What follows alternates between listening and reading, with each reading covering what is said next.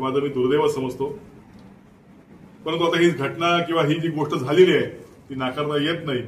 आता हे सगळं स्वीकारून मला पुढे जायचं आहे, त्यासाठी मी माझा प्रयत्न राहील. साहेब, किती दिवसात पुढचा निर्णय आपला होईल? नाही, असं काय सांगतात, गणेश उत्सवाची धामधूम आहे, गणपती विराजमानात होत आहेत आणि मला वाटतं गणपतीचा सगळा उत्सव एवढी काही घाई नाही आहे. माझे सगळे कार्यकर्ते माझ्या बरोबरती आहेत, अशी कुठलीही घाई नाही मला की इतर पक्षात जाऊन काय मला काय मिळवायचं आहे. मी संघर्ष करणारा कार्यकर्ता आहे, त्यामुळे योग्य वेळेची मी वाट पाहिजे असं आपल्याला सांगतो. साहेब, आज तुम्हाला बडतर्फ करण्यात आलं, पदाधिकाऱ्यांच्या आणि तुमच्या कार्यकर्त्यांच्या भावना काय आहेत? त्यांनी त्यांच्या पदांचे राजीनामे दिलेत का?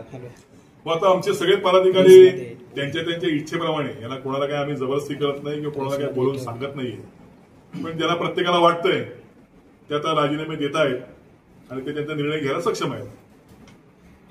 साधारण किती पदाधिकारी राजीनामे दिलेत किंवा नाही आता देतील ते, म्हणजे असं आज काय सलन काय काय नाही, ते आता देतील. ही प्रोसेस आहे, लॉंग प्रोसेस आहे.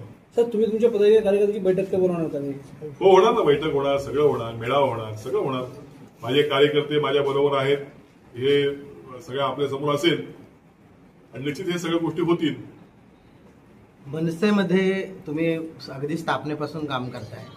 राज ठाकरेंचे कट्टर समर्थक किंवा कोकणामध्ये मनसेचा चेहरा अशी तुमची ओळख होती.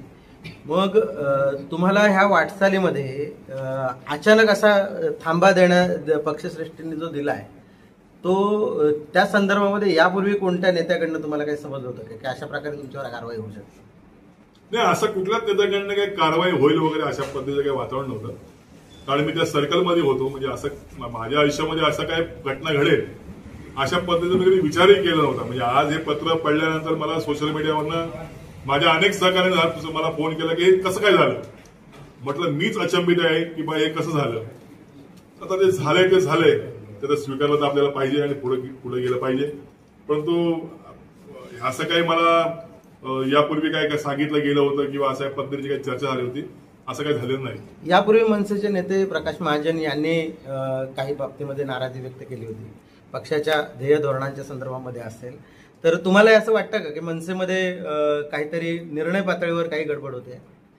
नाही, आता कसं आहे बघा, ते मोठे वरिष्ठ नेते आहेत, ते प्रवक्ते आहेत, त्यांनी काय बोललं हा त्यांचा विषय राहिला. पण तो त्यांनी नंतर अमितजी ठाकरे त्यांना भेटले, त्यांच्या शंकेचं निरसन झालं आणि त्या पद्धतीने काही सूचना त्यांना मिळाल्या, त्या पद्धतीने पुन्हा त्या पद्धतीने ते वावरायला लागले. मला वाटतं अशा पद्धतीच्या चर्चा आणि अशा पद्धतीचे संवाद